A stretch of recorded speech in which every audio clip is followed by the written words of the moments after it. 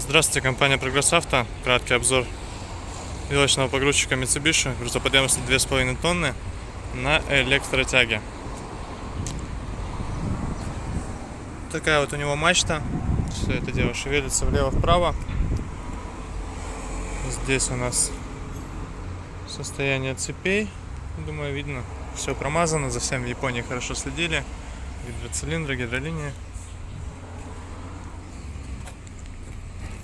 Все здесь в смазке, гидроцилиндры при этом сухие. Ну и вообще состояние погрузчика достаточно хорошее. То есть все это в родной краске. Достаточно он чистенький, целенький. Обязательно покажу батареи изнутри, как выглядят.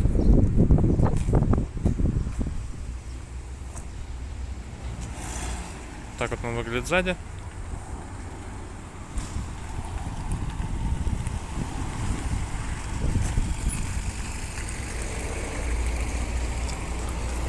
По месту водителя здесь у нас регулировка рулевой колонки, также регулировка скорости передвижения погрузчика.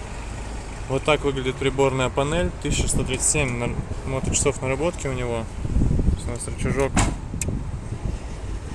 поворотов, включения указателей по правую сторону. Идет автоматическая коробка передач, включается назад и вперед. Здесь у нас 4 вида регулировок мачты, соответственно, классический вверх-вниз и угол. И здесь у нас также можно шевелить вилы. Сейчас откроем капот.